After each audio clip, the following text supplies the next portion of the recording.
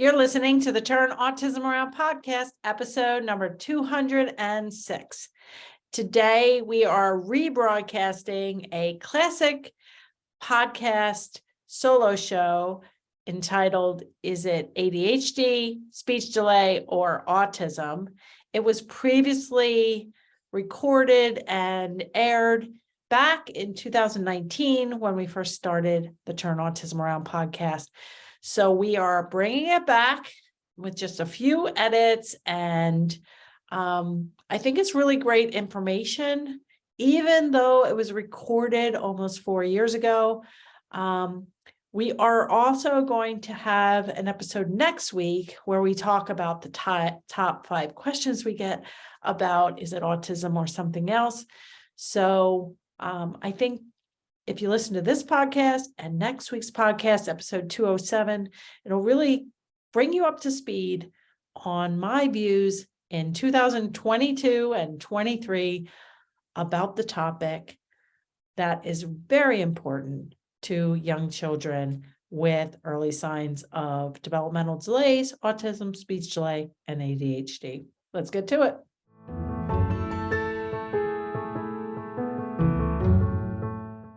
So let's dive into, is it autism or speech delay, ADHD, or typical toddler tantrums? I started this podcast in January of 2019 after really considering starting a podcast for years before that. I am a big podcast listener. I learn and continue to learn every day about how to get my message out more clearly, a lot about online marketing by listening to podcasts. But I decided to bite the bullet and start a podcast in January. So I do know there's a lot of confusion, and I myself, I'm going to talk about how confused I was and how much in denial I was when my firstborn son, Lucas, started showing signs of autism. When he was not even 2. He wasn't diagnosed until the day before he's 3. And I'm going to get into that in a little bit, but I do think there's still a lot of confusion. It is very difficult for parents to keep track of development. You know, kids have good days, bad days, they get sick, there's so many variables that you don't know if it's just a phase or if it's just a speech delay, or if it's just, there's no such thing as Joe Normal. And so there's a range of what is acceptable. And then you add my child was a preemie. And so then that gets confusing. My child is a twin. My child's older sister talks for him, and just all those things that just add to the confusion. So I do want to let you know that I have other podcasts that cover similar topics like early detection and early diagnosis, and some interviews with moms. I would say if this is your very first episode you're listening to, then I would really go back to marybarbera.com/1/2 and /3 to listen to the first 3 podcasts, because number 1 episode was my journey and the 15 lessons I learned for both parents and professionals along the way. I've been in the autism world for 2 decades, and I believe that people can benefit from my story. Episode number 2 is all about early detection and early treatment. So there's going to be some overlapping stories, potentially, some overlapping content. And then episode number 3 is with Kelsey, who is a single mom of 2 living in Canada. She is our community manager. I have online courses and communities. And Kelsey now has gone from overwhelmed single mom of 2 kids on the spectrum to a real champion. She's a therapist to other kids. She's managing and navigating the system for her 2 boys. And she is now also managing our online community.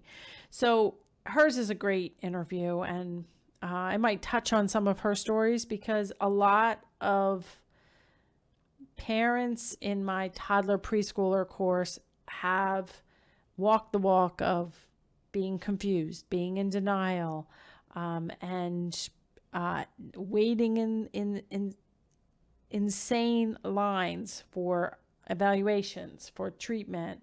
And part of my podcast is really to teach parents and professionals. Really, I'm teaching professionals how to teach parents to get the parent out of denial, out of line, realizing that early autism is an emergency and we've got to deal with it. So many of you may not know that in addition to weekly podcasts, I also have a weekly video blog that I've been doing since January of 2017, also called Turn Autism Around. And I provide weekly video blogs on a variety of topics. And my most popular, we have over 20,000 subscribers there. So if you haven't checked out my YouTube channel, you should go to marybarbera.com/YouTube. You can also go to /Facebook and /Twitter to get on my groups and my pages. So to get more information. But if you go to my YouTube channel, you will find that the most popular video blog is called, Is It Autism or a Speech Delay? Or Just a Speech Delay? And it's our most popular video blog. So far, we have over 250,000 views on that. And so it's very popular. We also have other video blogs. One is It Autism or ADHD? And I did do a video also called What to Do When Your Child is Held Back or Kicked Out of Daycare or Preschool. And I'm going to link all of these in the show notes. So if you want to see the show notes, you can go to marybarbera.com/34, which is the number of this episode. So, this is what parents are facing. They're facing your child has a speech delay. Your child can't progress up to daycare room B because he's not potty trained, or he is, we can't have him at this preschool anymore because he has bitten other kids more than once. So parents are feeling stressed, and then they're being told, okay, it might be autism. Maybe it's ADHD. Maybe it's oppositional defiant disorder, bipolar. I mean, all these potential diagnoses when a child exhibits major problem behavior or is developmentally delayed. So they're not drinking out of an open cup like their same age peers. They're not sharing. They're not participating in circle time. They're not talking. And the other issue is maybe your child is actually a baby. Maybe you're worried about a baby because you have an older child, or the family has an older child with autism. So you're watching the baby like a hawk, and you're wondering, are there ways to engage the baby that might help just their general engagement level, might help get them talking quicker, get them not tantruming. And yes, the rate of autism for siblings, if you already have one child with autism, the rate of having a second child is almost 20%. It's 19% from the study that I know of, done several years ago. And so that's 1 in 5 odds that your child is going to have autism, the second child. I did a podcast episode with a former client's mom, Jen, and she talked about, she went on to have, she had a baby.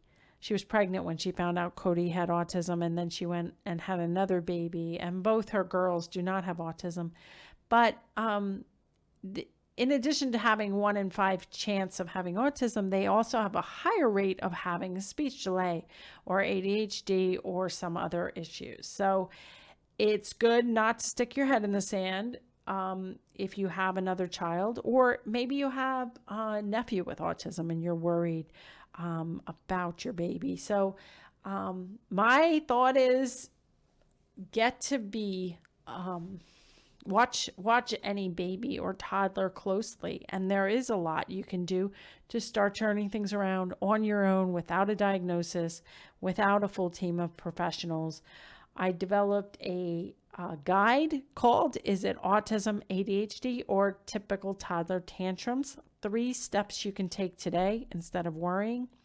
And the 3 steps, and actually my toddler preschooler course, can help you regardless if your child never gets a diagnosis of autism, if your child is just a little bit behind, if you're worried about a sibling and you want to put techniques in place when they're 1 and 2 that will really give them the best odds of talking and not tantruming and all these things. So in a lot of ways, you can't afford to stand in line and be in the queue waiting for an evaluation. A lot of times you do need to take action, and I have found my resources really can help people. So if you are a parent or grandparent or a concerned neighbor or friend or whoever, professional, anyone can download my free guide at marybarbera.com/toddler. And I'm going to talk about the 3 steps you can take today instead of worrying when you're not sure if it's autism. So the first step, which is in the guide, which I would recommend even if your baby is 4 months old and you don't know anybody with autism, which I find that hard to believe because it seems these days everyone knows someone with autism. But and I didn't know back 2 decades ago that it was my job to keep track of my child's development. But that is step number 1, is go and find your developmental milestones at every age. 4 months of age, 8 months, 12 months, 18 months. When should your child be able to drink out of an open cup? When should they be pointing? When should they be touching body parts? When should they be talking? When should they be sharing? When should they be doing pretend play? Also, not just talking and social behavior, but also motor wise. When should they be rolling over, standing up? All those things. Not to make you paranoid, but I would just keep a close eye. And there is a range of normal. So say your child is a preemie and they're 18 months old, but they were premature by 3 months. Okay, so they may be at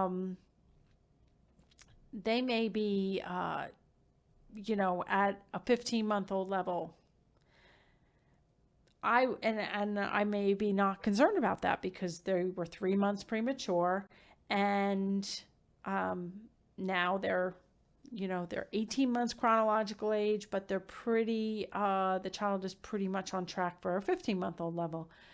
That's probably fine. I mean, I'm not saying it's always completely fine, but just in general, you can, there's a range of normal. However, if the child at 18 months old was 3 months premature, but not doing some of the things that a 12-month-old should do, then you've got a bigger discrepancy and probably more reason to warrant early intervention professionals coming in, meeting with your child's pediatrician, maybe getting on a wait list for a developmental pediatrician evaluation.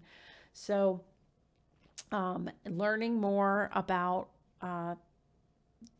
the next 2 steps from the guide. So step number 1 is know developmental milestones for each level. Then compare it to where your child is at. Remember, don't be paranoid if they have most of the 18-month-old level or most of the 15-month-old level, okay, just keep an eye on things. But if they are falling, 6 months, even consistently 3 or 4 months behind, then it might warrant, especially if they have scattered skills, if they start to lose skills that they had, those are all red flags, and the child should be evaluated for autism. So the second step, after you know your developmental milestones and compare it to your child's, the second step is to make an appointment with your child's pediatrician. You can make a sick appointment. Most people don't think of that. They only think of sick appointments for like colds and earaches and stomach flus and those sorts of things. But a lot of times there's no well visit between the ages of 2 and 3 years of age. And a lot of times there's a lot of concerns about development. So you want to make sure you call your pediatrician, tell them you're concerned about your child's development. You'd like to bring them in for a checkup. Sometimes that can be an extended checkup. Excuse me. Sometimes when you call up for a developmental checklist, that can be a longer checkup than simply an ear check or a sick visit for a cold. And you can also self-refer your child to the early intervention program if you are in the United States. That would be fine. So you can call early intervention. Now, if you're not in the United States, I'm not sure how that would work. But if you are in the United States, you could just simply Google early intervention, birth to 3, and then your city and state and county. And it would probably pop up who's in charge. If you really don't know and you can't find it online, you can always contact your school district and tell them you have a 2-year-old, and if you have a 3 to 5-year-old child, that's another agency. So it is really complicated, but early intervention should provide a free or low cost evaluation to see if what you're seeing is a big discrepancy between where this child should be. Okay, so that's the second step, is to get more evaluations, get standardized screenings, and those standardized screenings will actually help you when you're trying to make an appointment with a developmental pediatrician. The fact that we had early intervention standard scores for Lucas showing that he was really delayed on standardized tests. So even though he was 2.5, for instance, when we had the developmental test, he was functioning at a 9-month-old level for expressive language, a 12-month-old level for receptive language. And you might think like, oh gosh, that's depressing. I don't want to know that. But knowledge is power. And so we have to know where they're at so that we can take them to the next level. So let's talk a little bit about denial. I did do a video blog on denial, and denial is a real thing, usually in 2-parent homes. Somebody's in more denial than the other. Someone is more pessimistic, optimistic. In my case, my husband, who's a physician, mentioned the possibility of autism when Lucas was just 21 months old. And I told him on that day, I was shocked. I had no thought that Lucas was even delayed. I told him I never, ever wanted to hear the word autism again. He didn't bring it up for like another year. I stuck my head in the sand until it was really undeniable that there was something wrong. We got speech therapy. He went to typical preschool. But all the while, my husband planted that seed, and I was thinking more and more about autism. So there is no study to show that we can prevent autism, but there are studies to show that we can get kids to become indistinguishable. Some of my clients are now old enough, they're learning to drive and go to college. And my whole Turn Autism Around podcast and the name of my YouTube channel, Turn Autism Around. It's like, what do you mean by turn autism around? Well, for very young kids who you don't know if it's speech delay or autism, for kids that are newly diagnosed who are here listening, the parents are here listening, you know, there is a chance. I don't know what percentage the chance is. I don't know if it's 4% or 47%, because the studies really vary.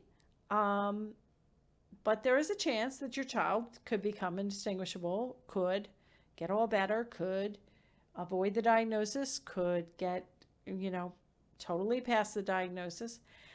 And then for other kids, they could end up still having, pretty significant autism symptoms, but they could also be high enough language-wise and cognitively to drive and go to college and all of those good things.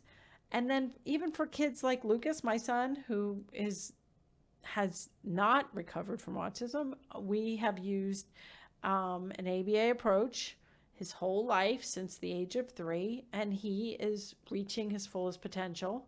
And the bar has to keep going high. There's not a once and done, you reach your fullest potential and you're 20 or 25 and everything's fine. It's like, I'm continuing to advocate for him. I'm continuing to proceed.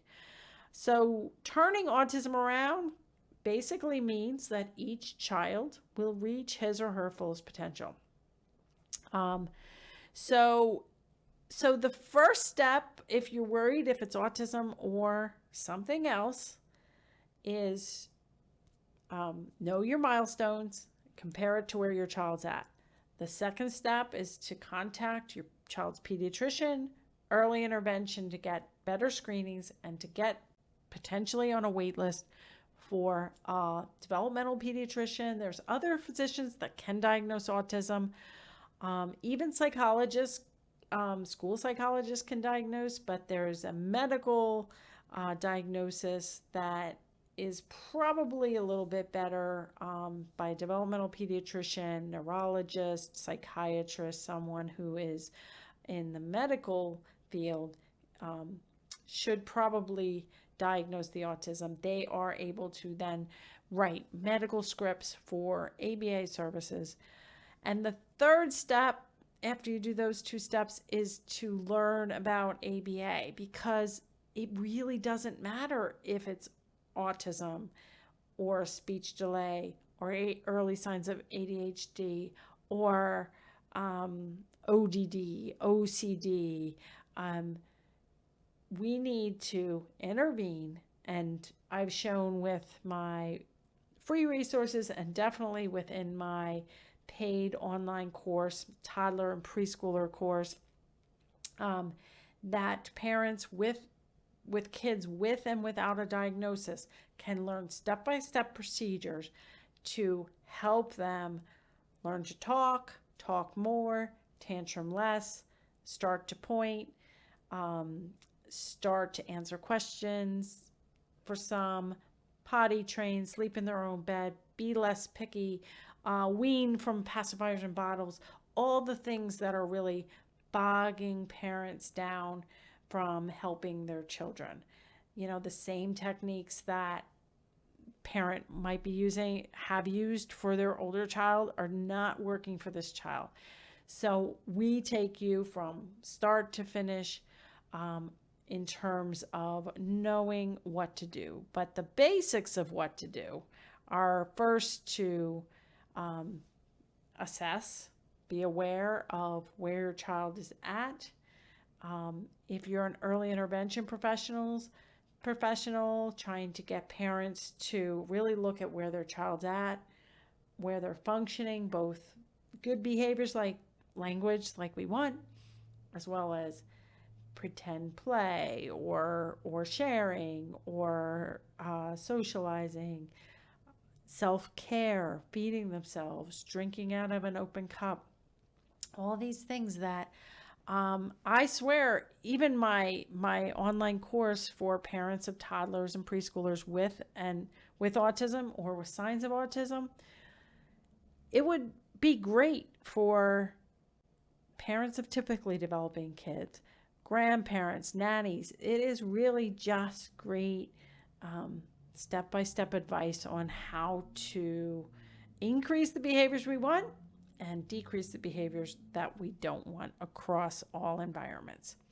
So this is a pretty short podcast, but I did want to just give you the basics.